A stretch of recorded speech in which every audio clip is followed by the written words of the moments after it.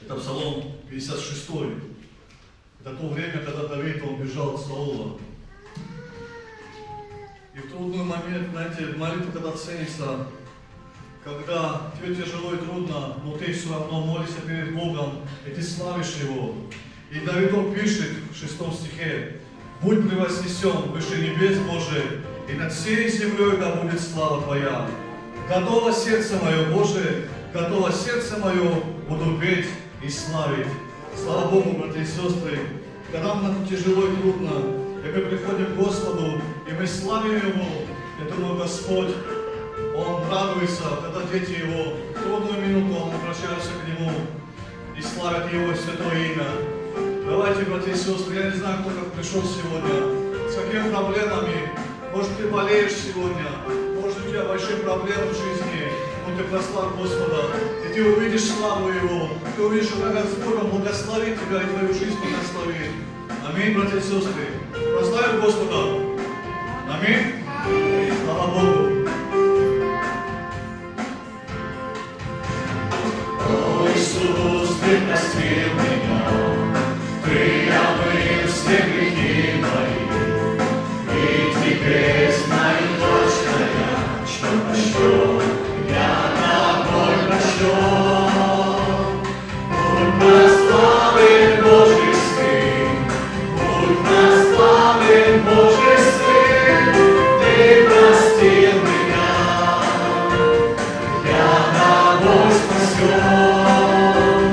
Будь прославлен Божий Сын, будь прославлен Божий Сын, Ты простил меня, я спасен. О, Иисус, я люблю Тебя, и я славлю Твое имя, и теперь знаю точно я, что спасен, я тобой спасен. Будь прославлен Божий Сын, будь прославлен Божий Сын, Ты простил меня, я тобой спасен. Будь прославлен Божий Сын, будь прославлен Божий Сын, Ты простил меня, я спасен. Будь прославлен Божий Сын, будь прославлен Божий Сын, Ты простил меня, я тобой спасен. Будь прославлен Божий Сын, будь прославлен Божий Сын, Ты простил меня, я спасен.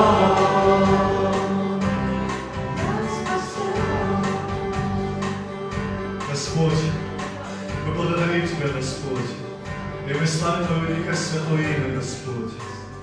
Мы приходим так к Тебе, Господь, такие, как и мы есть сегодня, Господи. Но наше желание, Господь, измениться, Господь, и быть ближе к Тебе, Господь, чем сегодня, Господи. Научи нас Твоим путям, Господь, как и Бог, ходить пред Тобой, Господь, и быть непорочными, Господь. Да прославь Твое великое святое имя, Иисус, за Твою святую кровь, Господь, мы благодарим Тебя, что Ты пролил ее, Господь, и мы имеем прощение, Господь. Слава Тебе, Господь. Кровь святая и благодать льется струей со святого лица. Только смотри на страдания Христа, жертва святая за тебя пролита у Христа. Спасение людей у Христа, конец боли твоей у Христа. Победа для нас, новая жизнь началась у Христа.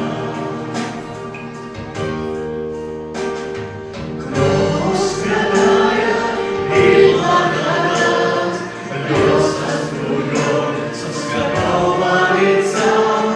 О, посмотри на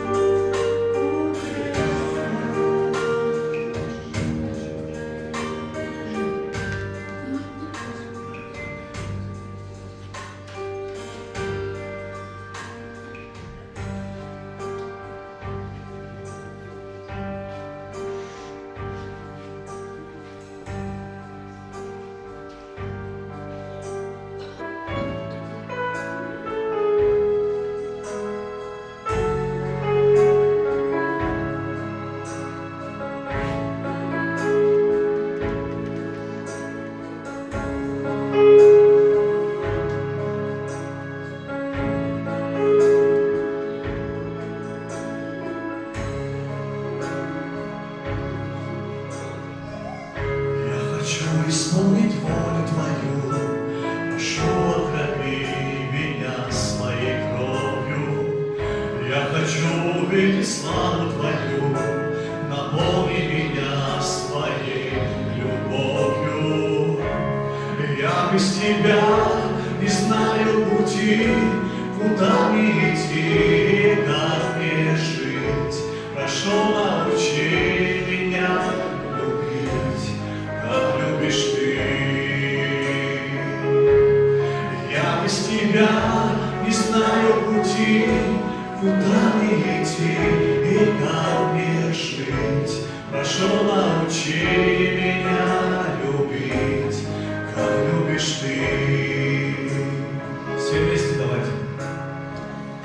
Я хочу исполнить волю Твою, прошу, окропи меня своей кровью. Я хочу увидеть славу Твою, наполни меня своей любовью. Я без Тебя не знаю пути, куда мне идти и как мне жить. Прошу, научи меня любить, как любишь Ты. Я без Тебя не знаю пути, куда мне идти и как мне жить. Прошу, научи меня любить, как любишь Ты. Очисти меня кровью Своей, не дай мне сойти с Твоих путей. Очисти меня кровью Своей, не дай мне сойти с Твоих путей. Очисти нас, очисти нас, очисти нас.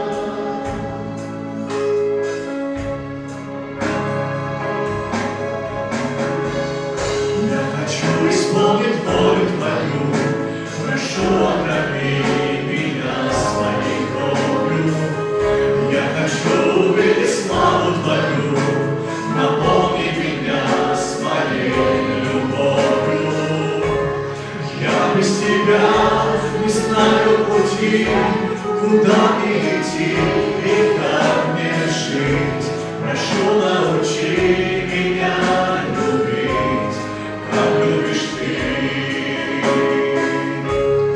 Я без Тебя не знаю пути, куда мне идти и как мне жить. Прошу, научи меня любить, как любишь Ты. Очисти меня кровью Своей, не дай мне сойти с Твоих путей. Очисти меня кровью Своей, не дай мне сойти с Твоих путей. Очисти нас, очисти нас, очисти нас.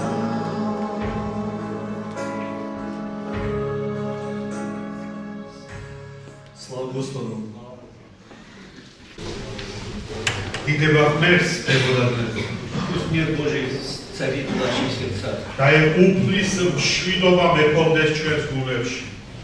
Знаете, не наблюдайте сегодня время.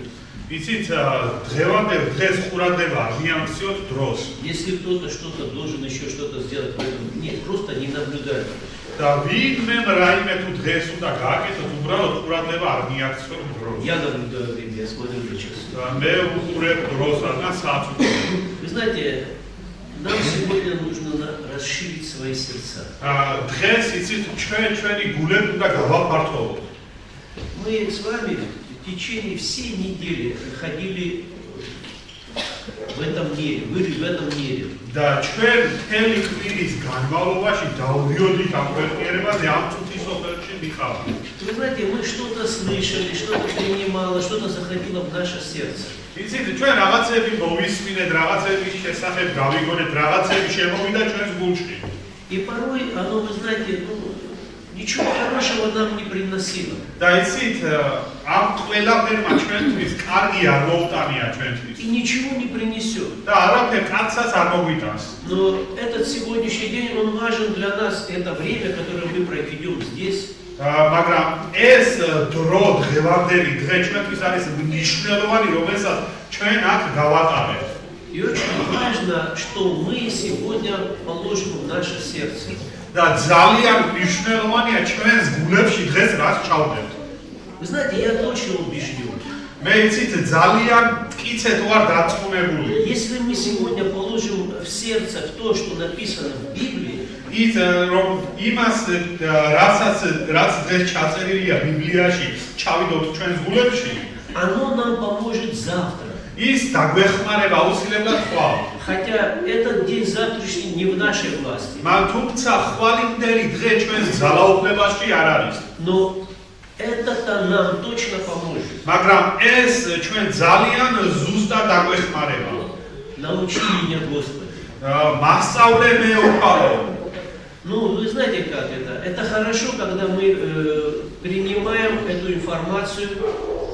მაგრამ იცით ეს რა დროს არის კარგი, როდესაც ჩვენ ვღებულობთ აი ამ ინფორმაციას, Мы это приносим в наше сердце. მას ის მოგვაქვს ჩვენს გულებში И важно это сохранить. და მნიშვნელოვანია რომ ეს შევინახოთ. Вот сохранить информацию აი ინფორმაცია რო შეინახო о Боге, ღმერთის შესახებ. это зависит уже от нас с вами. ეს უკვე დამოკიდებულია მე და თქვენზე. Поэтому пусть ничто не отвлечет нас от этого. და არაფერმა ჩვენი ყურადღება არ გადაგვატანიოს ამისგან. Сегодня я хочу сказать, знаете, охарактеризовать мысль. და მე მინდა ასეთი აზრი თქვა რომ დავახასიათოთ აზრი. Так, знаете почему? იცით რატომ? Когда это короткое какое-то название, როდესაც ეს არის რაღაც მოკლე დასახელება, оно хорошо запоминается. ის ძალიან კარგად იმახსოვრება. И вы знаете, какое название? და იცით რა დასახელება? Что он обязательно придет. რომ ის აუცილებლად მოვა. Я не говорю о духовном единении с ним. Он уже с нами, Христос. მე არ ვამბობ სულიერ გაერთიანებას მასში, რადგან ის ჩვენშია. Потому что где двое или трое собраны во имя Его, там посреди, говорит, Иисус там находится. და ვინაიდან სადაც 2 ან 3 შეკრებილია მისი სახელი, იესოც არის მათ შორის. Но Он сегодня не зрим, мы Его не видим сегодня. მაგრამ დღეს ის არის უხილავ, ჩვენ მას ვერ ვხედავთ.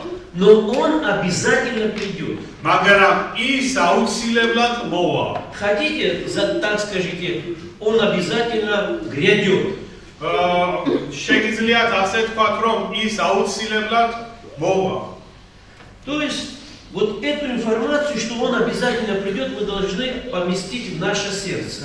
და ეს ინფორმაცია, რომ ის აუცილებლად მოვა, ჩვენ უნდა ჩავდოთ ჩვენს გულებში. И сегодня мы с вами поговорим о талантах. და დღეს მე და თქვენ ვისაუბრებთ ტალანტების შესახებ. Я не буду читать эту притчу. მე არ წავიკითხავ აი ამ იგავს. Каждый из нас ее хорошо знает. რადგან თითოეულმა ჩვენთაგანმა ის კარგად იცის. Я только назову, где это записано. მე უბრალოდ დავასახელებ თუ სად არის იგი დაწერილი. Это Евангелие от Матвея, 25 глава. ეს არის მათეს სახარების 25 თავში. Также есть еще одно повествование. კიდევ არის ასევე ერთი უწყება. Это Евангелие от Луки, 11 глава. ეს არის ლუკას სახარების 11 თავი. Это говорится уже о минах. აქ უკვე საუბარი არის Мина. დაქმნის შესახებ. Это, вы знаете, это одно и то же, это вес денежной единицы. ეს არის ფულის ერთ-ერთი ერთეული. Но все мы прекрасно с вами понимаем, о чем здесь идет речь. და ჩვენ ყველა მშვენივრად ვიცით თუ რაზე მიდის აქ საუბარი.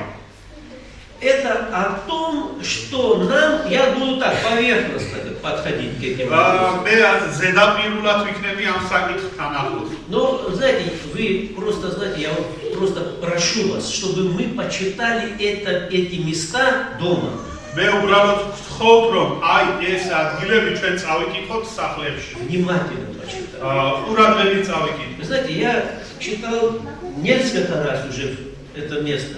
მე იცით რამოდენიმეჯერ უკვე წავიკითხე ეს ადგილი. Но сегодня, вы знаете, в каком-то другом ракурсе оно мне открылось.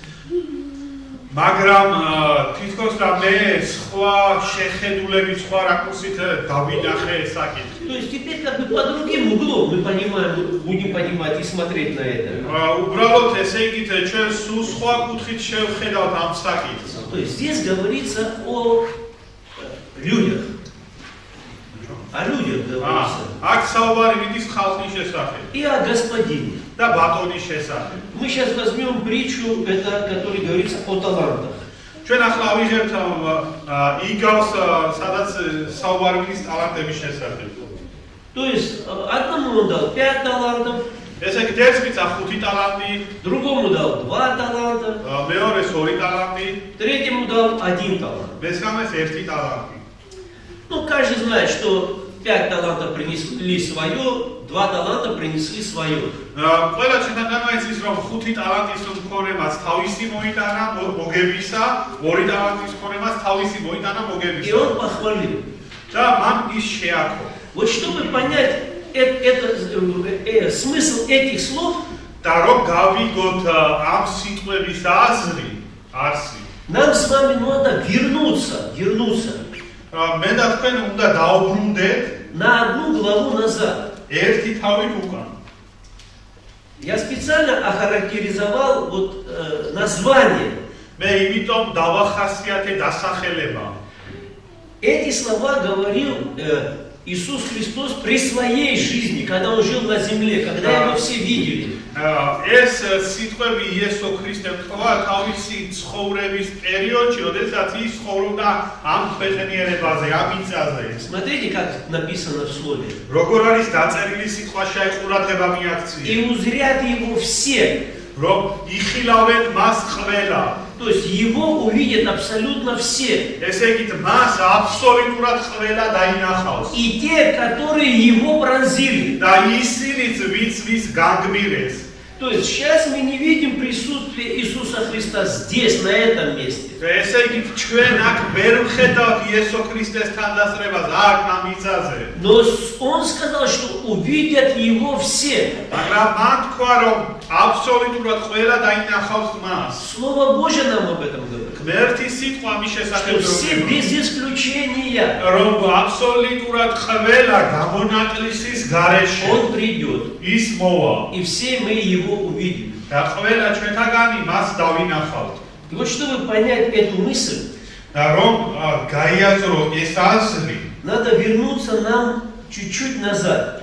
ჩვენ საჭიროა ჩვენთვის რომ ცოტა უკან დავბრუნდეთ. Я сказал, что это говорится о талантах в 25 главе. მე ვთქვი რომ 25 თავში არის საუბარი ტალანტების შესახებ. Ну что нам говорит 24 глава, конец 24 главы?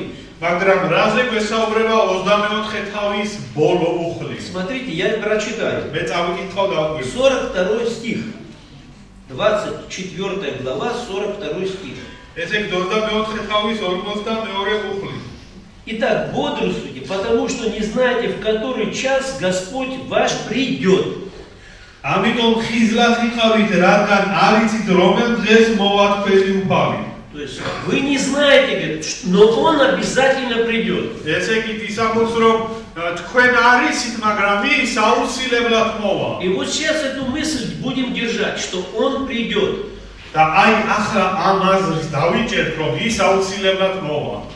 И вот смотрите дальше, что здесь говорится. და ის შეხედეთ შემდეგ უკვე რაც 45 სტих. 45 უხლი. Кто же верный и благоразумный раб, которого Господин поставит над слугами своими, чтобы давать им пищу Вовремя. ვინ არის ერთგული და გონიერი მონა, რომელიც თავის სახლებულზე დააყენა ის ბატონმა, რომ დროულად აძლევდეს მათ საზრდოს. То есть вовремя давать им пищу. ესე იგი, რომ თავის დროზე ისე საზრდო. Это говорится о благоразумном рабе. და აქ მიდის საუბარი კეთილ გონიერ მონის შესახებ. О какой пище здесь идет речь? და რომელ საკვებზე მიდის აქ საუბარი? Вы знаете, это притча. ეს არის იგავი. Ну что имел в виду под этим Господь?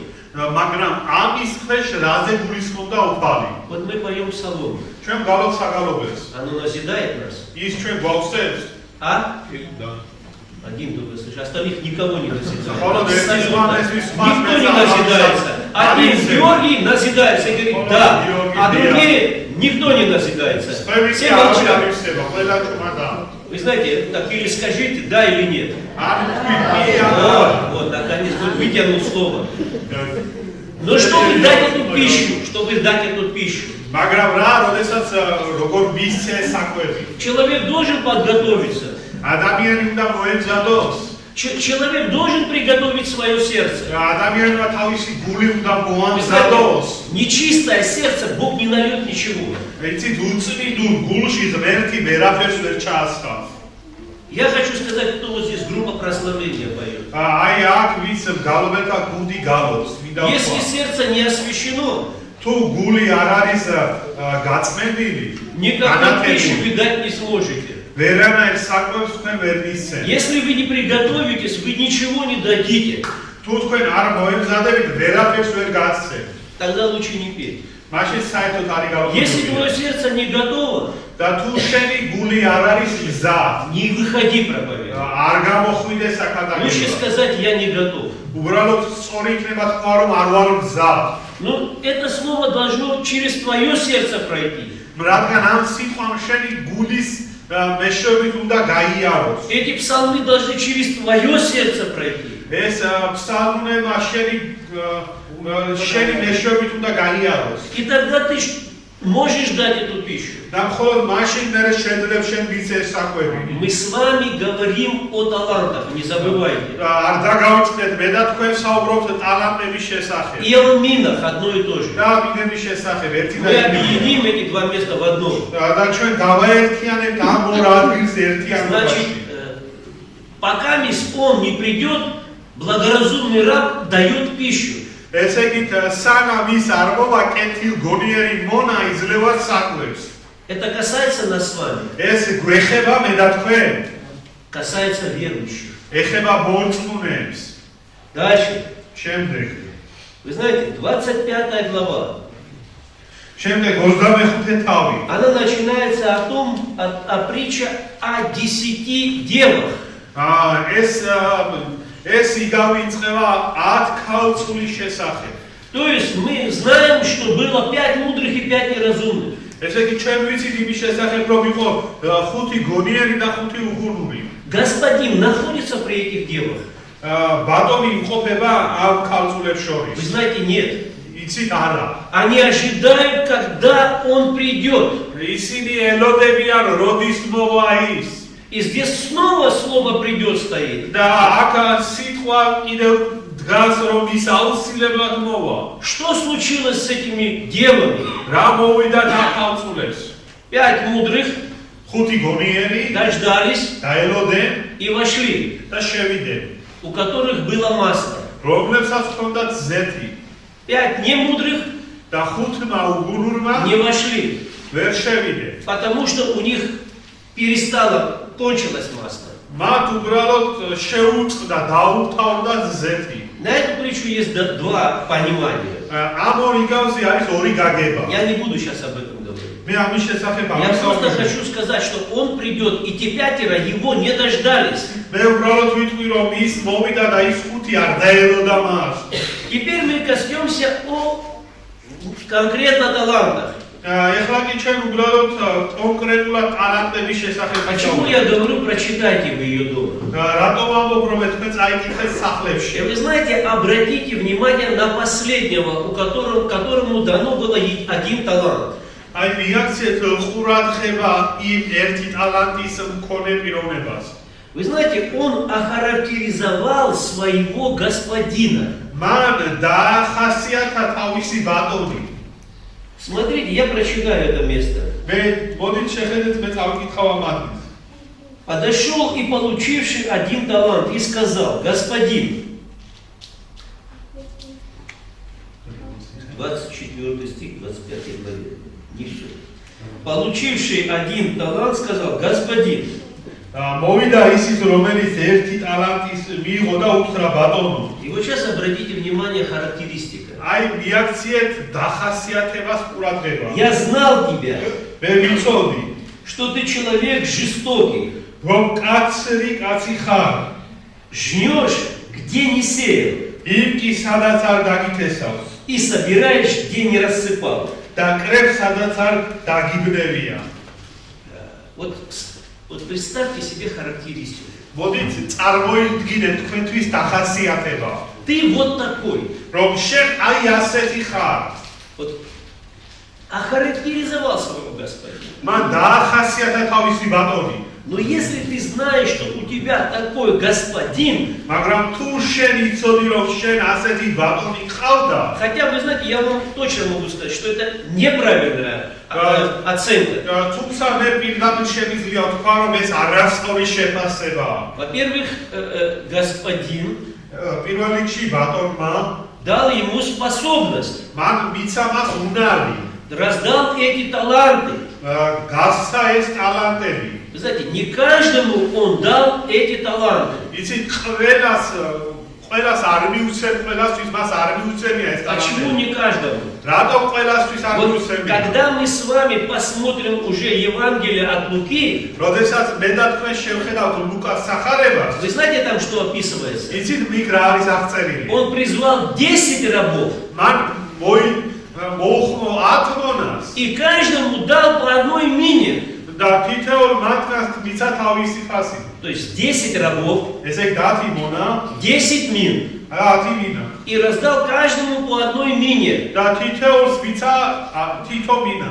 И что дальше произошло? და შემდეგ უკვე რა მოხდა? Знаете, очень интересная мысль. იცით საინტერესო აზრია. Я вам просто, буду говорить своими словами. მე უბრალოდ ჩემი სიტყვებით გამოგცემ. Но там еще в этом городе находились люди, და იცით იმ ქალაქში კიდევ იმყოფებოდნენ ხალხი, которые ненавидели этого господина. რომლებიც ვერიტანდნენ ამ ბატონს. А его цель была получить царство. მისი მიზანი კი იყო რომ მიეღო მას მეფობა. И вот теперь, знаете, ушел этот господин, его нету, ესე იგი ბატონი წავიდა, ის აღარ არის и он должен прийти. და ის აუცილებლად უნდა მოვიდეს უკან. Вот те, которые его ненавидели, это одна категория людей. და ის ხალხი, ვინც მას ვერიტანდა, ეს ერთი კატეგორიის Но ხალხია. там было 3 категории людей. მაგრამ იქ იყო 3 კატეგორიის ადამიანები. Одна его вообще ненавидела ერთი ესე იგი მას საერთოდ ვერიტანდნენ и не признавала, чтобы он был царем. და არ აღიარებდნენ რომ ის მეფედ ყოფილიყო. Вторая категория, მეორე კატეგორია мы ее сейчас оставим, და მას დავტოვებ ზრებით а вернемся к той первой категории. და დაუბრუნდებით ისევ პირველი И კატეგორიის вот ხალხს. что здесь описывается? და რა არის აქ აღწერილი? Здесь говорится о характеристике того человека, которому дана была одна мина.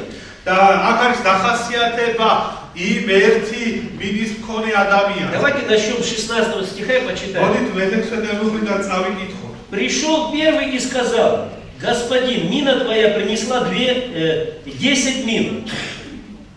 Переводи дальше, 16 стих. 16 стих. Вот, Евангелие от Луки. Евангелие от Луки. 19 глава. Евангелие. 16 стих. Первый пришел и сказал: господин, мина твоя принесла 10 мин. ესე იგი მივიდა ერთი და უთხრა ბატონო, შენმა მინა მომიტანა ერთი მინა. Добрый и верный раб. კეთილო და ერთგულო მონა. Дальше идем. შემდეგ Пришел второй მოვიდა მეორე и сказал: господин, мина твоя принесла 5 мин. შენმა მინა მომიტანა 5 მინა. Тоже добрый и верный раб. კარგი კეთილო მონა Получает награду. და მიიღო ჯილდო. И тогда приходит, говорит третий. მერე მესამე მოდის. Так. Смотрите, пришел третий მოვიდა მესამე и сказал: და უთხრა, господин, ბატონო, вот твоя мина, Ага, которую шеф. ты хранил, завернув в платок. აჰა შენი მინა, რომელიც ხელსახოში მქონდა გამოკრული. Ибо я боялся тебя, რადგან შემეშინდა, потому что ты человек жестокий რადგან კაცი ხარ, и решь, чего не клал, იღებ რაც არ დაგიდებს и жнешь, чего не сеял. და იმ კი რაც არ დაგითესავს. Господин сказал ему: უთხრა მას ბატონმა, твоими устами буду судить тебя, лукавый раб. შენივე ნათქვამით გაგიკითხავ ბოროტო მონა. Ты знал, что я человек жестокий, იცოდი რომ კაცი ვარ, беру, чего не клал, ვიღებ რაც არ и жну, დაგიდებს чего не და сеял. ვიყდი რაც არ დამითესავ. Для чего же ты не отдал серебро моего в оборот, მაშ რატომ არ მიეცი ჩემი ვერცხლი მოვაჭრე, чтобы я, придя, получил его с прибылью? რომ დაბრუნებულ სარგებლით იმეღო უკან. Не обращайте внимания, все будет хорошо. Давайте помолимся, да, попросим, чтобы Небесный Отец, ты видишь нашу судьбу. И мы сегодня просим Тебя, по милосердию, благости Твоему, чтобы Ты простер эту руку свою, руку милующую, любящую, Боже. И тот недуг и привел ее в нужное состояние, чтобы она до конца просидела и послушала Твое Слово. За все мы Тебя благодарим, всемогущего Бога нашего, Отца, Сына и Святого Духа. Аминь. Все будет хорошо, садитесь. Еще на собрании случая никакого не было. Смотрите дальше. Давайте дальше мы начнем. Вот что происходит. И в первом месте Евангелия от Луки, и во втором месте все происходит одно и то же. ესე იგი პირველ ადგილას ლუკას ახარებაში და მეორე ადგილას იგივე რამ მოხდა. Спокойно, спокойно, не переживайте, не шумите, не отвлекайтесь. Все нормально, Господь контролирует ситуацию. ყველაფერი კარგად იქნება, ღმერთი აკონტროლებს ყოველ სიტუაციას. Дайте водички, попейте, и все будет хорошо. Дальше, что получается? Что в Евангелии от Луки, ესე იგი ლუკას Евангелие от ახარებაში, Матфея მათეს мы ახარებაში видим одну характеристику. ხედავთ ერთ დახასიათებას, ერთშიც და მეორეში. Мы видим, что Господин придет. ესე იგი რომ ბატონი მოვა И в это время და აი ამ დროს нам необходимо быть в том духовном должном состоянии, საჭიროა რომ იყო იმ სულიერ მდგომარეობაში, чтобы когда Господин придет, როდესაც ბატონი მოვა, мы были в должном состоянии. რომ ვიყოთ ჩვენ სწორ მდგომარეობაში. Обратите внимание, მიაქციეთ ყურადღება, а где 7 человек, სადარია 7 ადამიანი, которым было роздано эти мины? რომლებსაც ჰქონდათ მიცემული ეს მინა. Мы слышим только о 3, მე ჩვენ მხოლოდ 3 შესახებ ვისმენთ, но 10 было. მაგრამ 10 ხო იყო И 7 где? და 7 სად არის? Вы знаете, о них вообще ничего не говорится. მათ შესახებ საერთოდ არ საუბრობს წმინდა Но წერილები, говорит, მაგრამ ამბობს а в одной категории людей, ერთ კატეგორიის А ხალხზე, второй категории. მეორე კატეგორიის и о ხალხზე третьей და категории. მესამე კატეგორიის ხალხზე. Но мы видим бездействие в том и другом случае მაგრამ ჩვენ ხედავთ მოქმედობას ერთსა და მეორე შემთხვევაში сформировало ფორმირება მოახდინა мысли აზრის тех людей, которые получили мину получил или по одному таланту. იმ ხალხზე, რომელსაც ერთი ტალანტი ან ერთი მინა მიიღო. Вот их бездействие, მათი то უმოქმედობა. есть бездействие сформировало характер ესე იგი თუ უმოქმედობამ ჩამოაყალიბა и ხასიათი дало оценку და მისცა о შეფასება господине. ბატონის შესახებ. Вот на что мы должны обратить რა внимание. რაზე უნდა მივაქცევთ ჩვენი ყურადღება. Пусть нас Бог благословит. და ეს ღმერთმა გვაკუთვნოს ჩვენ. И это очень важно. და ეს არის ძალიან მნიშვნელოვანი. Чтобы, რომ первое, პირველი давать пищу, რომ იცეს საკვები, чтобы всегда были масло в светильнике, რომ ყოველთვის იყოს ლამპარში ზეთი и чтобы мы всегда помнили о том, что Он придет. და ყოველთვის გვახსოვდეს რომ ის მოვა. Вы знаете, это идет последовательно. ეს მიდის თანმიმდევრობით. И порой мы не обращаем на это და внимания. ამ რაზეშია ჩვენ ყურადღებას არ ვაქცევ. Но он говорил всегда о том, что тогда, когда он придет. მაგრამ ის ყოველთვის ამბობდა იმის შესახებ, როდესაც ის И მოვა. если мы эту мысль проведем в своем сердце, და ჩვენ თუ ამ აზრს გავატარებთ ჩვენ мы გულებში, поймем. ჩვენ მივხვდებით. что это очень важно, что мы получаем сегодня от Господа. ეს არის მნიშვნელოვანი თუ რას ვღებულობ ჩვენ უფლისგან. Вы знаете, свет по себе, ესე იგი სინათლე თავისთვის он не видим. ის უხილავია. Но Священное Писание говорит, მაგრამ წმინდა წერილები ამბობს, во свете твоем და რომ შენ სინათლეში мы видим этот свет. ჩვენ ვხედავთ ამ სინათლეს. Только во свете твоем. ხოლო შენს ნახელში И ვხედავთ. когда мы попадаем под этот божественный свет, და როდესაც ჩვენ ამ ღვთაებრივ სინათლის ქვეშ ხდებით, то этот свет აი ეს სინათლე становится видимым. ხდება ჩვენთვის ხილული. Очень важно ძალიან მნიშვნელოვანია. нам помнить გვახსოვდეს ჩვენ то, что мы получили от Господа. ის რაც ჩვენ მივიღეთ უფლისგან, Для того, чтобы сформировать в себе личность რომ ჩვენში ფორმირება მოახდინოს პიროვნების, доброго и верного раба. კეთილი, კარგი და კეთილი მონის, ერთგული მონის. Пусть нас Бог благословит. და ეხ მერტმე გვაკუთხო ჩვენ. И чтобы другие могли пользоваться тем даром, который у тебя сегодня есть. და რომ სხვებად ისარგებლონ იმ ბიჭით, რომელიც შენ გაქვს დღეს მოცემული. Чтобы они получали эту духовную пищу для своего назидания. რომ მათ მიიღონ ეს სულიერი საკვები თავისი ავსებისთვის. А сейчас мы преклоним наши колени, და ეხლა ჩვენ მოვიდრიკოთ наши сердца ჩვენი გულები и возблагодарим нашего Бога და მადლიერებით მივიდეთ ჩვენი за этот прекрасный ამ день. შვენიერი საოცარი დღისთვის. Аминь. ამინ. Небесный Отец, хвала и слава святому имени Твоему. Мы благодарим Тебя за Твое божественное Слово, за то, что сегодня Ты можешь и назидаешь нас.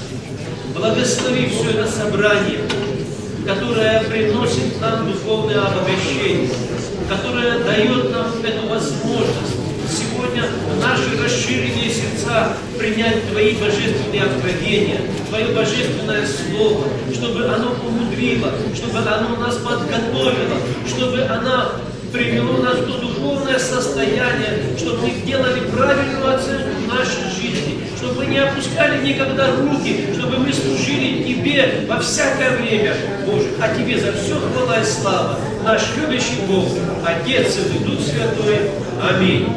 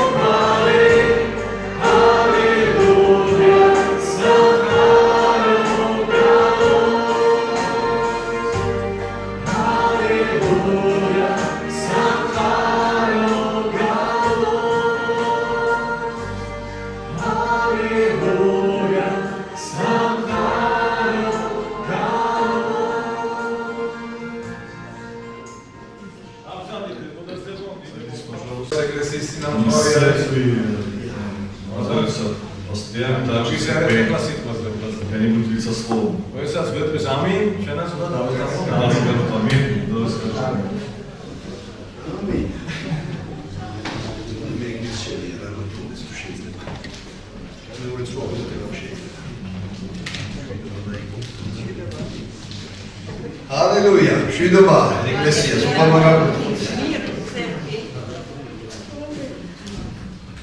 უპარს დიდება და მადლობა ამ შვედიერი დღისთვის. Слава Господу за этот прекрасный день. მადლობა უპარს თითოეული თქვენთაგანისთვის. Я благодарю Господа за каждого из вас. მადლობა ჩემთვისაც, რომ ცოცხალი ვარ უპარში. Я благодарю за себя, за то, что я жив, Господи. ისევ გელავა ჯაბანიშვილი, Я снова тот же Гела Джабанишвили, რუსთავის ეკლესიის პასტორი. пастор Руставской церкви. მოგესალმებით რუსთავის ეკლესიის სახელითაც. И приветствую вас от имени церкви Рустави. და მართლა ვხარობებით, რომ შეგვიძლია ერთად ვიყოთ ქრისტეს შვილები. На самом деле я радуюсь тому, что мы дети Христа вместе находимся. ამინ. Аминь. გითხრათ, რომ ძალიან მიყვარს თქვენი ეკლესია. Хочу вам сказать, что я очень люблю вашу церковь. ცოტა იშვიათად ვარ ხოლმე თქვენთან, მაგრამ გულში ვყავთ მინდა გითხრათ. Я не часто бываю у вас, но вы у меня в сердце находитесь. იმედია თქვენს გახსოვთ. И надеюсь, что вы тоже помните меня. ვარ გახსოვთ, ცუდია რომ ერთმანეთი არ გახსოვს. Если не помнишь, то плохо, если не помнишь. უნდა მივყვარდეს უფალი და უფლის შვილები ყველგან. Мы должны любить Господа, конечно же, и всех детей Божьих და везде. არ უნდა დაგგვიტოს, რომ ჩვენ ერთი დიდი გუნდი ვართ. И мы не должны забывать, что мы одна большая группа, команда. უფლის ჯარი ვართ, არმია ვართ ამ И ადამიანს. мы армия Христова на этой და земле. ჩვენ გამარჯვებულ ომში ვიყავთ. И мы боремся в победившей войне. ამინ. Побеждающей. მადლობა პასტორისთვის, Благодарю за пастора, მოპატიჟებისთვის, за приглашение. ყველა თანამსახურისთვის, რომლებიც აქ შრომობენ, მართლა უფალს მადლობა И თქვენთვის. всех его сотрудников, которые Голубые трудятся здесь. здесь, за прославляющих. დიდება იესოს ყველაფრისთვის. И слава Господу за все. იცით, როდესაც ვლაპარაკობ ჩვენ უფლის მეომრები ვართ, Когда мы говорим, что мы воины Христовы, ალბათ უნდა გვახსოვდეს ყოველთვის, რომ მეომარს თავისი აღჭურვილობა აქვს. мы, наверное, должны помнить, что у воина есть свое обмундирование. და მინდა რომ ერთ-ერთ ისეთ თემას შევეხო დღეს, რომელიც ძალიან მნიშვნელოვანი რამანი ჩვენს И ცხოვრებაში. я хочу сегодня коснуться такой темы, которая очень и очень важна в нашей жизни. ეს არის თავმდაბლობა. Это есть смирение. მაშინ დღეს ჩვენ ცოტა ვილაპარაკებთ თავმდაბლობაზე და სიამაყეზე. Мы немножко поговорим сегодня о смирении и о гордости. სიამაყეზე დიდი სწავლება არ მინდა, იმიტომ რომ ისედაც შედათ ვართ ხოლმე ამაყები და ვხედავ ჩვენს О თავს. гордости не надо много говорить, потому что мы часто видим себя в гордости. ეს ჩვენი ძველი კაცის ბუნებრივი მოვლენა არის. ამაყები. Это такая характеристика ветхого нашего человека быть гордым. და ჩვენ დავინახავთ კიდევ რაღაც მომენტებს, რომლითაც უნდა ხედავდეთ სად ვართ საბრძოლო, ასე ვთქვათ, რომ უნდა გავიმარჯვოთ სიამაყეს. И мы посмотрим некоторые моменты, где мы должны бороться, чтобы победить над гордостью. მოდი თავსნურად მოვიტყუებთ, რომ ჩვენ ისეთი თავმდაბლები ვართ, თუ გული თვითონ გიჩქოლება ესეთი კარგები ვართ. Мы давайте не будем себя обманывать, что мы такие смиренные, что мы прям такие... ხო, ეგ როგორ უნდა გამართო გული თვითონ გიჩქოლება. ანუ Вот как бы о себе думаем, что мы очень смиренные. ანუ ყველა ჩვენთაგანი ვიცულებით ქრისტე იესოში უკეთესობისკენ, Каждый из нас старается меняться к лучшему во მაგრამ Христе. ძველი კაცის რაღაცა პატარა მონარჩენები ყველას გვაქვს სიამაყეს. Но некоторые остатки ветхого человека, гордости в каждом из нас есть. და გასწორწერია, რომ თავდაპირველად ეშმაკმა შესწოდა.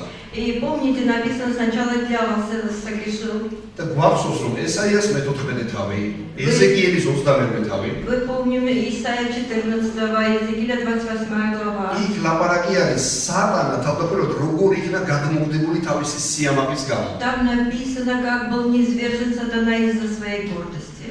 და წერია იქ რომ შენი სილამაზის გამო, შენი მშვენიერების გამო გაამაყდა შენი გული, აღზევდა შენი გული. И там написано, что из-за красоты твоей возгордилось твое сердце.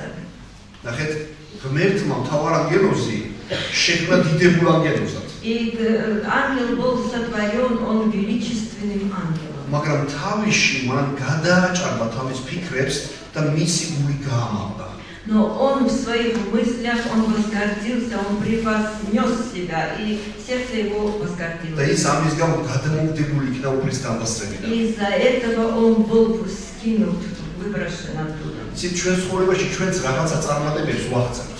Знаете, в нашей жизни у нас есть некоторые успехи, мы достигаем успеха. ქვეყნიერებაზე ზოგი გამოჩენილი სპორტსმენი ხდება ძლიერი. Но в этом мире некоторые бывают известными спортсменами. ვიღაც პოლიტიკოსი არის, Кто-то политик, ვიღაცამ შეიძლება უბრალოდ ხელოვნებაში მიაღწია დიდ წარმატებას. кто-то, может быть, в творчестве достиг каких-то успехов. მაგარი მომღერალი გახდა ვიღაც ვთქვათ. Возможно, кто-то стал хорошим певцом. და ნებდნენ ამათი შინაგანი ბუნება ივსება ხოლმე სიამაყით, რომ ისინი ყველაზე მაგრები არიან. И постепенно вот натура внутренняя наполняется гордостью. Они думают, что они лучше всех.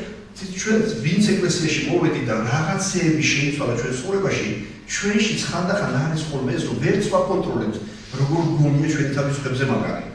Знаете, некоторые из нас, когда мы чего-то достигаем, даже мы вот иногда не контролируем то состояние, что мы думаем, что мы лучше других.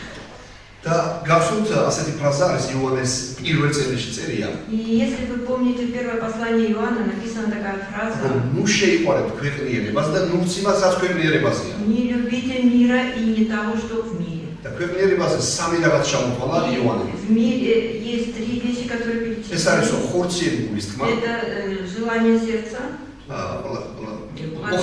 похоть плоти, похоть житейская, თვალთა გულის თქმა, похоть житейская, აჩი похоть Очей. очей, და პოხაც похоть გორდას ჯიტისკა, ცხოვრებისეული სიამაყე. гордость житейская. კანონში წერია ამაოდიდება, ანუ სიამაყე ცხოვრებისეული. Сетная слава написано в грузинском так. იცი ჩვენ მიდრეკილები ვართ რომ რაღაცეებს მივახციოთ ადამიანებმა. Мы, конечно же, хотим наше стремление достигать და чего-то. ალბათ ყველას ბავშვობაში ქონდა ხოლმე ასეთი სული, ვიღაცას უნდა რომ ზორო გავხდარიყო. В детстве, наверное, у нас были такие желания чего-то достигать, стать зором. მე მაგალითად ფეხბურთს კარგად თამაშობ და გუცაებს მეძახოდი ხოლმე და ესე ვამაყობდი რომ გუცაებით მაგრამ ვატყუები, მაგარი მატყუარა ვიყავი ფეხბურთში. დღესაც მე მშობი რომ იცოდეთ ისე. Я был хорошим игроком в детстве, хорошо играл в футбол, и меня называли Гуцаевым. თავისებული სიამაყე იყო ის რომ რაღაცას მაგრად აკეთებ. И это было гордостью в сердце своем, что-то в чем-то ты сильный. და როდესაც ქრისტეში მოვიდით ეს ანიშნავს რომ ერთი ხელის მოსვლით ყველაფერი ამოვაგდო ჩვენიდან ღმერთმა. И когда мы пришли ко Христу, одним разом Христос выбрался из нашего сердца. Не выбрал. ამიტომაც წერია მოვაკოდინეთ თქვენი მიწიერი ასოები. Поэтому написано: умерщвляйте дела, члены ваши. ანუ მე სულიერმა კაცმა უნდა რომ გავსოსხლი ქრისტეში, მე უნდა დავთქმო და მოვაკოდინო ეს ძველი კაცის ბუნება და ერთ-ერთი არის სიამაყე. Я, возрожденный во Христе, духовный человек, должен умерщвлять вот эти вот члены плотские გორდას. и гордость. ანუ ეს ნიშნავს რომ სიამაყეს მე თუ არ შევეწინააღმდეგე და არ მოვაკოდინე, მე ვარ გარანტირებული დაცემისთვის. Если это обозначает что? Если я не буду противиться этой гордости, я не буду это умерщвлять, то гарантированно я упаду. გახსოვთ იგავებში სოლომონი ამბობს რომ სიამაყე წინუსწრებს დაცემას. И в притчах также написано, что падению предшествует гордость. მოვა სიამაყე და პარტავება აუცილებლად მოვა დაცემაც. Придет гордость, обязательно придет падение. ანუ ჰერშეთვის აუცილებელი საბრძოლო სამიზნე ყოფილა. მე უნდა მოვკვდე სიამაყისთვის. Значит, это цель моей борьбы. Я должен с этим бороться. Я должен умереть для гордости. და გახსოვთ ლუკას მე-10 თავში არის აღწერილი ასეთი მომენტი. И у Луки 10 главе написано: რომ მოწაფეები, რომლებიც იესო ქრისტემ გაგზავნა, რომ განეკურნათ, ეკადაგათ, ეშმაკები გაედება, დაბრუნდნენ სიხარულით. Ученики, которых Иисус послал, чтобы они проповедовали, исцеляли, изгоняли, они пришли, вернулись с радостью.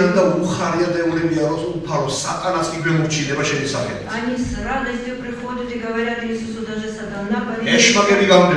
И изгнали мы бесов. და იესო ქრისტემ მათში დაინახა ეს სიამაყე, ისინი უკვე იკვეხებდნენ იმით, რომ მათ ძალაუფლება აქვს და სატანა განდევნეს. Но Иисус же увидел в них эту гордость, что они гордились тем, что сатану изгнали, и он повинуется им. და იესო უთხრა: მე დავინახე თავის დროზე სატანა ელვასავით ციდან გადმოვარდნე, აი ამ სიამაყის გამო. Иисус же ответил: некогда я увидел, как молнию снесшую сатану из-за гордости. როგორ დაეცა და ამიტომაც ეკინუ გიხარია და კინუ იკვეხეთ იმით, რომ ეშმაკები გემორჩილებიან. არამედ თავდაპირველად გიხაროთ ის, რომ თქვენი სახელები ჩაწენილია წეცაში.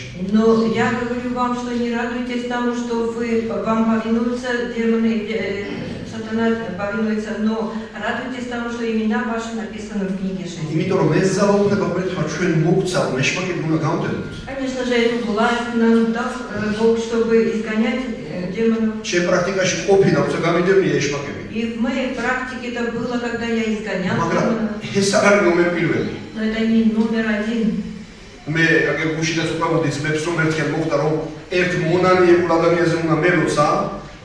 И вчера я вот рассказывала историю, когда я должен был молиться за одного და парня. ახლა 25 წლის წინანდელი ამბობია. Ну, это примерно 25 лет назад და было. თვალები ნახევრად უნდა დახუჭული. У этого человека были Me, у меня были наполовину прикрыты глаза. და ქალბატონი იყო ჩემს წინაშე, რომელსაც უნდა მოენანიებინე და მე უნდა მელოცა მასზე. Передо мной стояла женщина, которая должна была покаяться, я должен был молиться. და თვალები ნახევრად უნდა დახუჭული და მის ფეხებს ვხედავდი. И наполовину прикрытые глаза я видел ее ноги. და როდესაც ხელაპრობილი ლოცულობდი და ვფიქრობდი როგორ მელოცა, როგორ მიმეცა ასე თქვა სიტყვა თუ ხედადებით მელოცა. Я когда об этом размышлял, как я должен молиться, просто говорить слово или возложить руки. უცბად დავინახე რომ მისი ნაბიჯი გადმოიგო წინ ჩემსკენ წამოვიდა ეს ხალხი. Я увидел, что она сделала шаг и пошла ко мне. კიდე მეორე ნაბიჯიც И сделала второй шаг.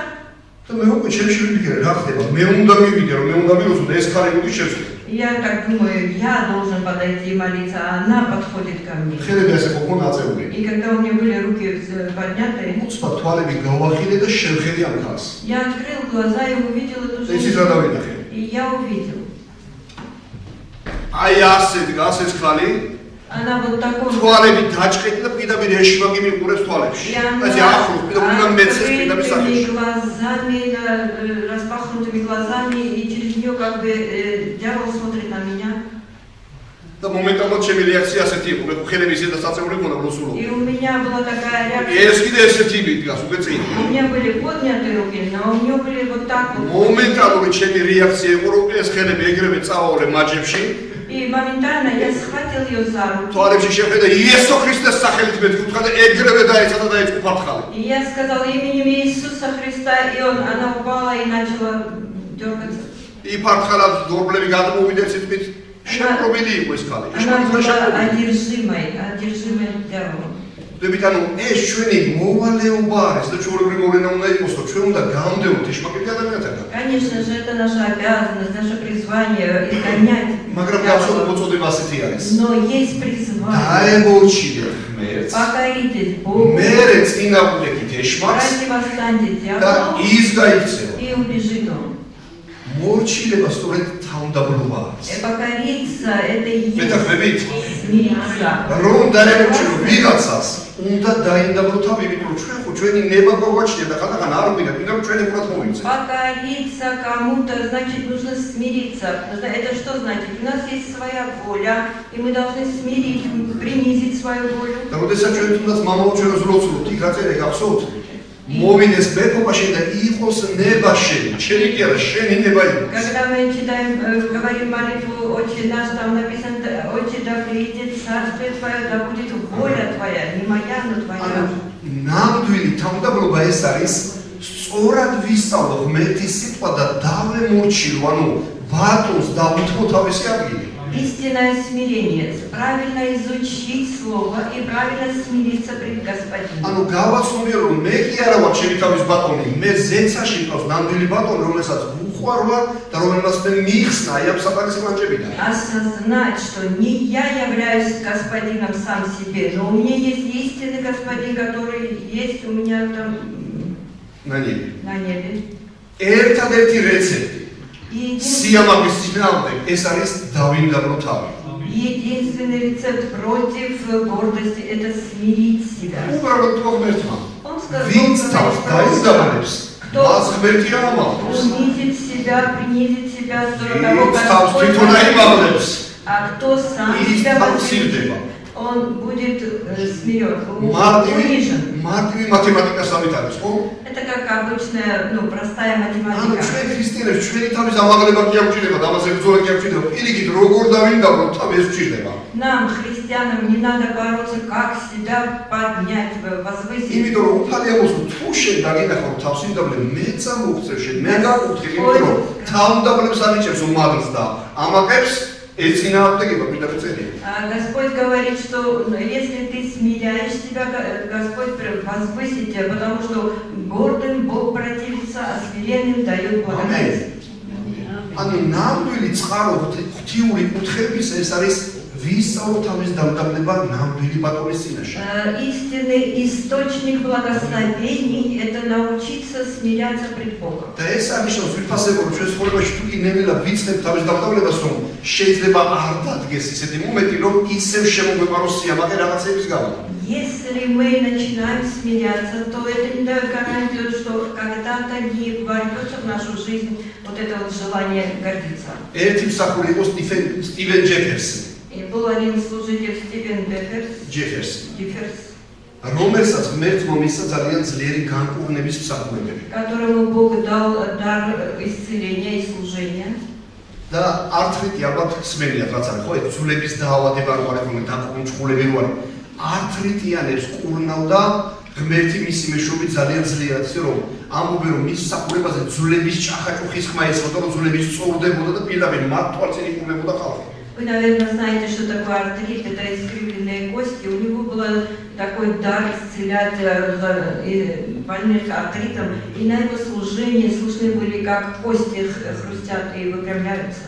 და ინდონეზია დიდი იყო ეს და მასშტაბიანი იყო ეს რომ ერთ დროს აი ამ სტივენ ჯეფერსმა განაცხადა ასეთი რამ. И это настолько было масштабным, это служение, что этот Джефферс сказал такое. გამაყდა და თქვა ასეთი რამ. Он, возгордившись, сказал: მთელი მსოფლიო ჩემთვის ქვეშ არის.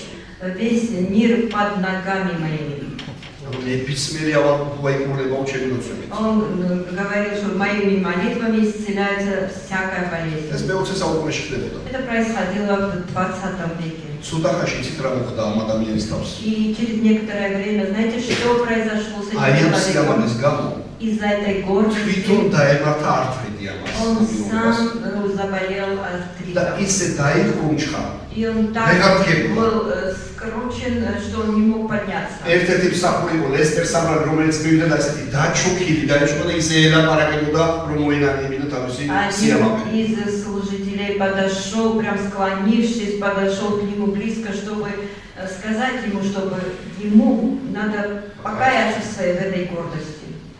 წარმოგიდგენიათ ადამიანი რომელიც ასე გამოიყენა უფალმა. Представляете, вот человек, Бог таким образом ცხებული მსახური. использовал этого помазанного служителя. მაგრამ სიამაყე დაანგრია მისი ცხოვრება და მსახურება. Но гордость разрушила его жизнь и его служение. ასევე იყო პიროვნება ჯონ დოუვი. И также была личность Джон დოუვი. Доуви. ისიც კურნავდა კინოიანებს. Он также исцелял больных раком. იმხელა შემოსავლები იყო და შესაძლებელი იყო მის მსახურებაზე რომ პატარა ქალაქიც კი ააშენა. И на его служениях были такие пожертвования, что он даже смог построить маленький იმდენად город. გამდიდრდა რომ თავის სახელობაზე ქალაქიც კი ააშენა. Он разбогател, потому что были доходы большие, и он построил во имя свое, он построил город. არსებობს ინფორმაციაც რომ უფალი დაელაპარაკა 24 წინასწარმეტყველებით რომ მე შეფის ქალაქის აშენება არ მიბრძანებიო, მე შეგიბრძანე რომ ღმერთის სამეფო გეშენებინა. Есть такое информация. Информация есть такая, что Господь проговорил ему и сказал, что я не говорил тебе строить город, Царство Божие. а Царство Божие. მაგრამ ეს ადამიანი გაამაყლა და გარდაიცვალა. Но этот человек возгордился, и он умер. სიამაყე არის ეშმაკის მარცვალი, რომელიც ხშირად ჩვენგან დამოუკიდებლად თითქოს, მაგრამ ჩვენს აზრებში აღწევს. Гордость – это есть то семя, которое происходит от дьявола, как бы независимо от нас, но через наши мысли она достигает цели в нас. ხოლო ნამდვილი თავმდაბლობა დაძმებო, ეს არის გულის სწორი მდგომარეობა უფლისა და ადამიანების წინაშე. Но истинное смирение – это правильное состояние пред Богом и пред людьми. ყველაზე მეტად საფიქრად და საროცი რაც გვაქვს ეს არის ღმერთო დაგვიცავე ყოველგვარი სიამაყისგან და დამეხმარე დავიმტაბო თავი შენი სიტყვის და შენი ბრძანებების წინაშე. И то самое главное, о чем мы должны молиться и думать, о чем, чтобы просить у Господа, чтобы Он помог нам смириться и быть смиренным пред Господом и пред людьми. მე მინდა რომ რამდენიმე საკითხი ჩამოვთვალოთ, რითაც დავინახავთ ჩვენს მახასიათებლებს, სად გვეპარება ხოლმე ხანდახან სიამაყე. Я хочу перечислить несколько вопросов, через что иногда прокрадывается в нас эта гордость. როგორც ეკითხა რომ მიდივართ, ხო გახსოვთ და ვეუბნები ეს პოზე რა სიმპტომები გაქვთ, რა გაწუხებს და ჩვენ რომ ხან ვახველებს, ან იფთხივა, ან აფთხივა. И когда мы приходим к врачу, врач спрашивает, какие симптомы, мы перечисляем. Здесь болит, там болит, кашляем. ჩათვალეთ რომ ახლა ჩვენ ეკითხა, თავარ ეკითხა, რომელსაც ისედაც ყველაფერი იცის. Представьте, как будто вот сейчас вы перед главным врачом, который и так все знает о нас. და უფალს დიდება, რომ მან იცის ყველაფერი ჩვენ შესახებ და ის დიდად სურზელია ჩვენს მიმართ. И слава Богу, что Он о нас знает все, но Он долготерпелив к нам, по отношению к нам. მაშასე, მინდა ჯერ ერთი ასეთი მომენტი გაგახსენოთ და მე ჩამოვთვალე გავაკეთე. Я хочу напомнить один такой момент и потом перечислим. სიამაყეს ერთ-ერთი გამოვლინება არის, როდესაც შენ არ გიხარია სხვისი წარმატება. Проявление гордости – это вот когда ты не радуешься успехам других.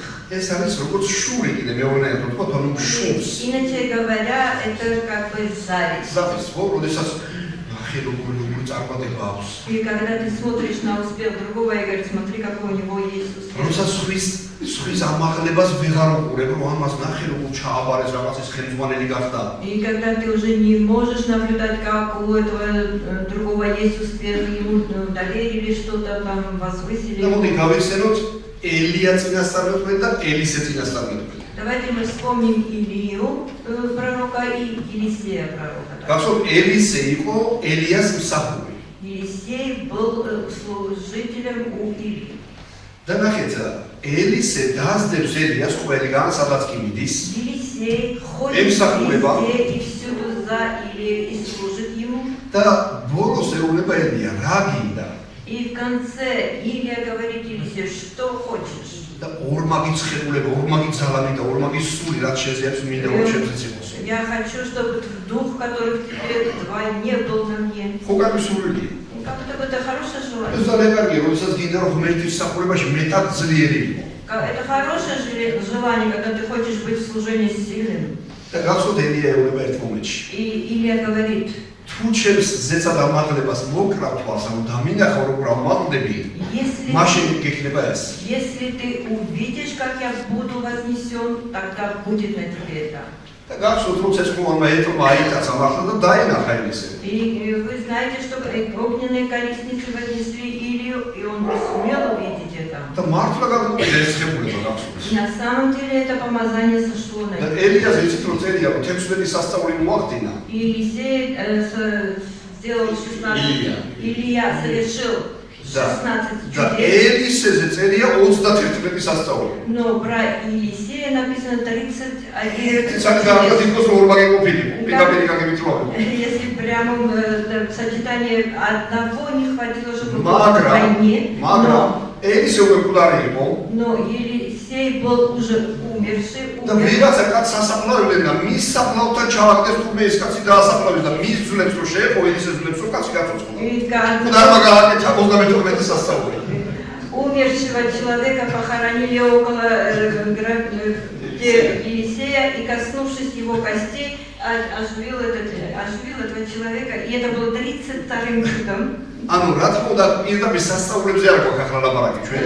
Сейчас мы не говорим напрямую о чудесах, ნახეთ დაუბრუნდით, но обратите внимание. ელისემ დაინახა მისი ამაღლება. ბოლომდე მისი მსახური იყო და მისი ამაღლება იქნა. Елисей до конца был его служителем, и он увидел его вознесение. ჩვენ ჩვენი მსახურების გვერდით უნდა ვიყოთ მათი დამხმარეები. Мы рядом с нашими служителями должны быть и помощниками. გინდათ სამსახურში, Хотя даже на работе, ოჯახში в семье. ჩვენ უნდა გვიხარდეს, როდესაც მაღლდებიან და წარმატებულები ხდებიან ჩვენი დასმები და ჩვენი ახლობლები. Мы должны радоваться, когда наши ближние, наши близкие возвышаются и достигают და успеха. თუმე სიხარულით შემიძლია მივიღო ის, რომ ვიღაცა ჩემი ძმა აკურთხეს, ან რომელიღაც შემიდა წამოსიეს რაღაც მსახურებაზე, ეს მე კი არ უნდა შემშურდეს და ჩემი სიამაყი კი არ უნდა გაობრაზდე, არამედ უნდა მიხარდეს, რომ ეს ადამიანი წამოვიძიე და უყვარს ამ И მსახურებას. если моего ближнего человека возвысили, подняли, или он достиг какого-то успеха, я должен с радостью это, я должен радоваться, но не завидовать. ეს არის ჩემი გულის რევიზია. Это ревизия моего сердца.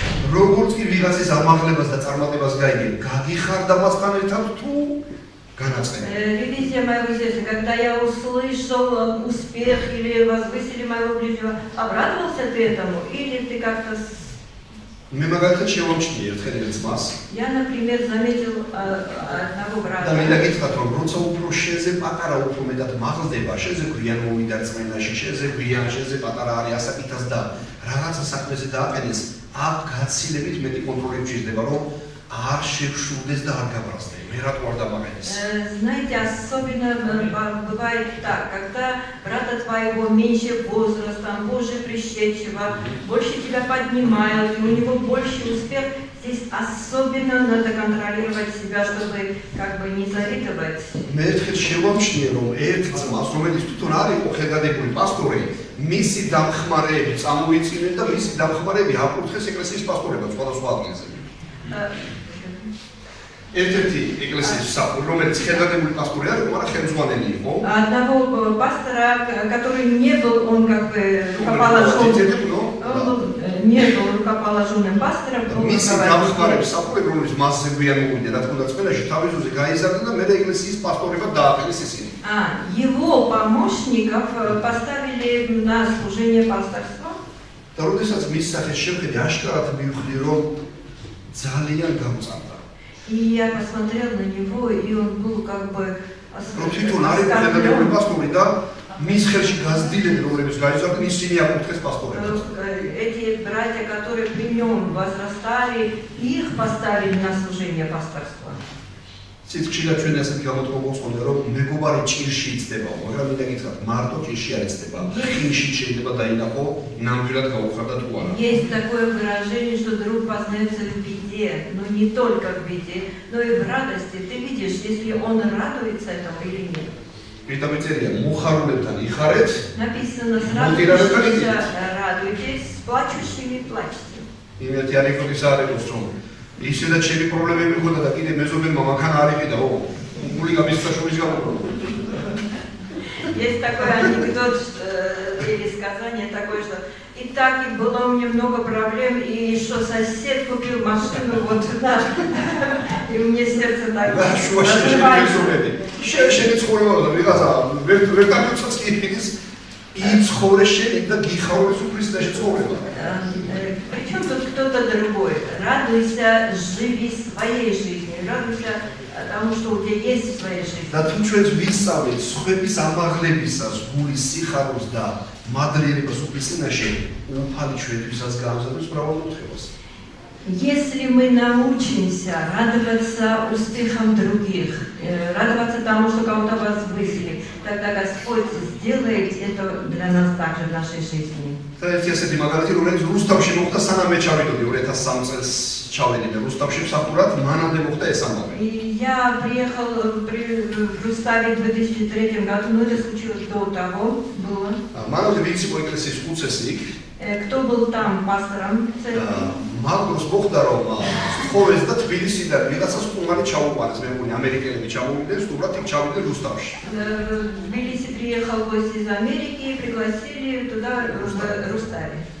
და როდესაც ერთმა მგალობელმა, ახალგაზრდა ბიჭმა, რომელიც სინთეზატორზე უკრავდა, Один молодой парень, который играл на синтезаторе, прославление. თუმე იმ დროს რაღაცა პრობლემები ჰქონდა პასტორთან, ანუ იმ პასტორთან, რომელიც იყო და არ იყო კარგ ურთიერთობაში. У него были проблемы с пастором, у них были плохие взаимоотношения.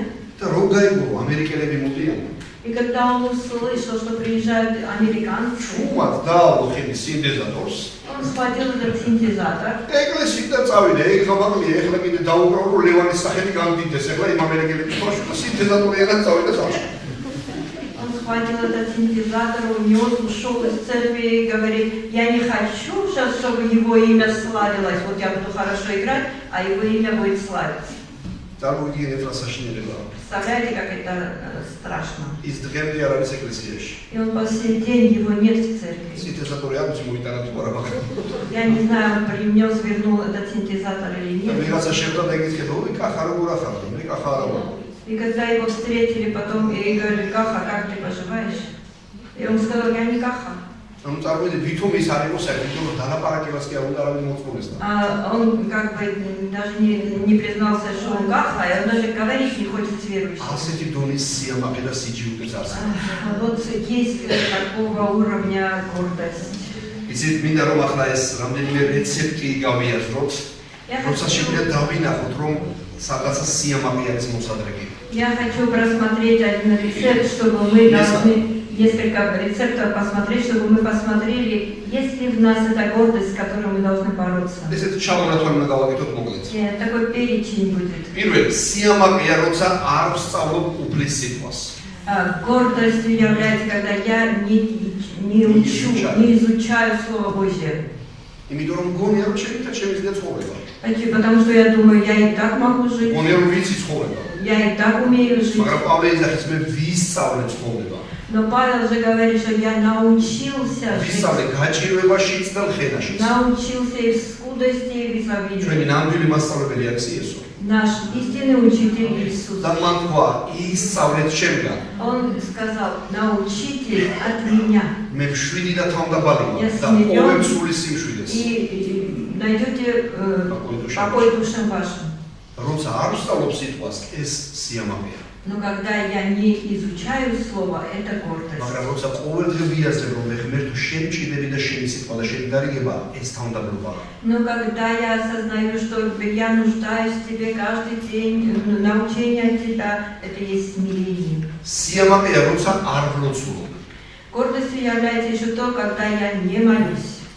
იმიტომ რომ მoni ჩემი ძალებითაც შევძლებ, ჩემი სიბრძნითაც შევძლებ რაღაცას კეთებას. Потому как я думаю, что я и так знаю, как надо делать, я достаточно мудр, чтобы знать, как это делать. როდესაც მე ვლოცულობ, მე ვაღიარებ ამით უყავ შენ ხარ ნამდვილი ბატონი, შენ ხარ სიცოცხლის უყარე, შენი თმით გასული, შენ უცოცხლო. Когда я молюсь, я признаю, что Ты есть Господь в моей жизни, я живу Тобой, и Ты управляешь всей моей жизнью. ამენ. სიამაყე, როცა არ ვემორჩილები საერთოდ ცნებებს. И гордостью является еще то, когда я не подчиняюсь заповедям. სიამაყე, როცა არ ვემორჩილები ეკლესიურ წესრიგს. И гордостью является еще то, что я не подчиняюсь правилам, которые есть в церкви. სიამაყე, როცა არ ვემორჩილები დაყენებულ ძალაუფლებას. Гордостью является еще то, когда я не подчиняюсь властям, поставленным в ეს церкви. არის სახლში შეიძლება შვილებისთვის მშობლები, Также это в семье, когда дети не подчиняются родителям, ცოლი შეიძლება ქმარს, или жена мужу, სამსახურში შეიძლება უფროს или საგემორჩილებელი на ვინ работе არის. начальнику твоему не подчиняешься. სასწავლებელში შეიძლება იქ ლექტორები არიან თუ ვიცი, სადაც კი რამე ძალაუფლება დააყენა უკანმა ხელისუფლება. თუ მე ჯიუტო და ჩემი თმიდა რაც ეკეთო, ეს სიამაყე უფლისინში. Везде, во всех сферах, где есть начальствующий, но я не подчиняюсь, я хочу делать так, как я хочу, это есть гордость. სიამაყე როგორც ვით როცა შურს სწვების და არ მიხარი მათი წარმატება. Гордостью является еще то, когда я завидую успехам других, не радуюсь успехам других. სიამაყე როცა პირველობის ამბიცია მაქვს და არ ღებულობს მის მსახურებას. И когда у меня есть амбиция первенствовать и не принимаю служение других. და ამ დროს ადვილად ვხდებით კრიტიკოსები. И в это время мы критики легко становимся критиками. მე პერსონალ თუ თქვა და ვიღაცამ თუ თქვა И мы критикуем. ხდებით ასეთი და გამხენცილები. Мы становимся такими возгордившимися, мы думаем, ну что там Бесо что-то сказал. გვავისწრება რომ უფლის ცხებულები არიან ეს ადამიანები Забывая, что эти люди помазаны Господом. და ვფიქრობთ რომ ჩვენ არანაკლები ვიცით. И мы думаем, что мы не меньше его знаем. ვინ რა უნდა მასწავლოს? Кто меня чему может научить? ისეთ თუ ვინმე პავლეს მსგავსად შემიძლია თუ ვინმეს ეთქვის რაღაცა რომ მეც რაღაცა მისწავლია მეც მეთქვის ერთ-ერთს. Как и Павел говорит, если кто-то Вы может что-то говорить, то и я могу что-то говорить. И вы тоже можете. მეც სამი ბიბლიის კოლეჯი დავამთავრე, სხვა კოლეჯები. Я тоже, вот как я закончил 3 колледжа, разные колледжи. უცესთა პასტორების სკოლა დავამთავრე. Школу пастырей. საბაკალავრო, მაგისტრატურა. Бакалавр, магистратуру. მაგრამ ეს ჩემი პაგონები არ არის ხალხო. Но знаете, это не мои погоны. მე ყოველ დღე ვიღაცის ქადაგებას კიდე უსმენ და ყური მაქვს დაწყვეტილი რომ იტყვია რომ ღმერთო მასწავლე კიდე უფრო ღრმად რაღაცეები. Я каждый день, каждый раз слушаю проповеди других и говорю, так вот осторожно говорю Господу, научи меня еще глубже. ვიცი რომ ღმერთი გაცილებით დიდია ვიდრე ჩემი გელა ჯავანიშვილის ცოდნა რაიმე გამოცდილება. Потому как я знаю, что Бог Он намного больше того представления, что знает Гела Джабанидзе. ჯავანიშვილი. Джабанидзе. უცო იბერელი გამხადა. ჯავანიძე. და ნოვაი იგი და საუთრისტიანი. ანუ უფალს ყავს თავისი ცხებული ხალხი ისე რომ ჩვენ უნდა უსმენოთ და მივიღოთ ერთმანეთის სიყვარულით. Знаете, у Господа есть помазанные служители, через которых мы должны слушать и учиться через них. სიამაყე ასევე ძვირფასება, როდესაც არ პატიობს სხვებს და არც პატიებას ვითხოვ სხვებისგან. Гордостью является еще то, что когда мы не прощаем других и не просим прощения у других. ეს მეგონი ყველასთვის გასაგებია, ხო? По-моему, это понятно для всех. და ვიცი თავს ახლა კი შევწოდე, მაგრამ ახლა როგორ ვეთქვი? Я-то ошибся перед кем-то, но как это, я унижу себя. ან ეს რა მათადრეს ახლა ეს ამას როგორ ვაპატიებ? Или наоборот, как это могли они передо мной так поступить? Как я буду это прощать? Это гордость, которая разрушает. სიამაყე არის, როდესაც სხვის მსახურებას არ შევეწევი, არ ვეხმარები და არ წამოწევ სხვებსაც. Гордостью является еще то, когда я не хочу помогать в служении другим, не хочу приподнимать, ახლების წამოწევას приподнимать новых, как бы помогать им. და შეიძლება ეს პასპორტსაც კი დაემართოს, რომ ახლა შემზე მაგრად არის ხატაკოს ახლა ამაძა. ну წყარაჯიშდეს თავისთვის. Такое может происходить и с пастором. Пастор может не захотеть приподнять, научить новых, чтобы они не служили, лучше не говорили. დიდ სურათს რომ ღმერთს დიდი გუნდი ხავს და მრავალი ცხებული ხავს თავისი. Мы должны широко это видеть эту картину, что у Бога есть большая команда служителей. სიამაყეა, როცა უსიყვარულოდ ცდილობს სხვის გაკრიტიკებას და გასამართლებას, რომ მასზე მაგარი გამოუჩნდე. Гордостью является еще то, когда ты без любви критикуешь другого, унижая другого, как бы хотеть приподнять себя. და გახსოვთ აბესალომი იყო ასეთი დავითის შვილი. Вы помните сына Давида Авесалома? როდესაც მან პიროვნება მოინდობა დაჯდა იქ იმასთან, მეფის სასახლესთან და თუ ვინმე მოდიოდა რაიმე საჭიროებაზე, ეუბნებოდა რომ ვინ მოგისმენთო, მეფეს არასწალია და აბა მე შემეკითხეთ. და მილიცია ყურადღება თვითონ ეხმარებოდა და ზრუნავდა თვითონ. И вы помните, когда он желал первенства, он садился у ворот, и приходящих жалобами он говорил, кто вас послушает, там некогда людям, я за вами присмотрю, я вам скажу. გახსოვთ რომ მეფეთაც კი გამოაცხადა შემკუთამი და წინააღმდეგ მეფეს ნამდვილად. И вы знаете, что он противостал, он объявил себя царем. და გახსოვთ მას დიდი თმები ჰქონდა ბუჩქივით თმები შეხვდა, როდესაც მოხდა რომ გაეკიდნენ მას იცით რომ უჩქნაში გაიხლათ და სადაც თხეში როცა შევიდა ცხელი და თმები ჩამოეკიდა წარმოიდგინე ხელად თმები ყოდა აბა მესაც ჩამოეკიდეთ ეხლა სადაც მინდა გავია რომ აეროპორტები თავარბლით თვიან ისი გაიხარდა და გასულ იქ მოკლეს კიდევაც Вы знаете, когда он гнался за царем, у него были длинные вьющиеся волосы, и он повис волосами, и он там повис на ветках, но его там убили. რატომ უნდა მოუკვდეთ ნაადრევად, როდესაც შეგვიძლია თავდამოვლით მეტი ნაყოფი მოუტანოთ? Почему же мы должны умереть раньше времени, когда мы можем благодатью приносить много плодов ჩვენ Господу? შეგვიძლია მთელი თავდამოვლით ვემსახუროთ უფალს და ვამოცოცხლოთ მეც და კიდევ მრავალთათვის მაგალითი გავხდეთ გადასარჩენად. Мы можем в смирении приносить Господу множество плодов и быть также служить другим. ამენ ამენ. და ორი რამ კიდევ И еще две вещи. სიამაყეა, როდესაც არ ვწირავ შესაძლებს და არ ვაძლევ მეათე ღმერთს. Гордостью является, когда я не приношу приношений, не даю десятину. და სიამაყეა, როდესაც მწვენია დამცირების იმის გამო, რომ თუ მე ქრისტეზე ვიქადაგებ, რომ ვინმე არ დამამციროს, ვინმე არ დამციროს. Гордостью является еще то, когда я проповедую другим, стесняюсь, чтобы меня унизили. Если будут унижать. და გახსოვთ ის თქვა, ვისაც შევწყვება ჩემი სახარების, აი ამ რუშ და გარკვეული მოდგმაში, მე შევწყვება ჩემი ზეციანი მამის და შევწყვება წარღვი. Знаете, Иисус сказал, что кто постыдится меня в этом развращенном мире, того и я постыжусь как пред Отцом. ჩვენ არ უნდა გვწყვეტოს იმ რომ სამართლო არ არის ქრისტე. Знаете, мы не должны стыдиться, потому что Христос не является предметом стеснения. იესო თქვა, როგორ შეგიძლიათ რწმენა, როდესაც ერთმანეთისაგან ღებულობთ დიდებას და ერთადერთი ღმერთისაგან დიდებას არ ეძებთ. Как вы можете иметь веру. Как вы можете иметь веру, когда ищете славы друг от друга, но не ищете истинной славы ღმერთისაგან. от Бога?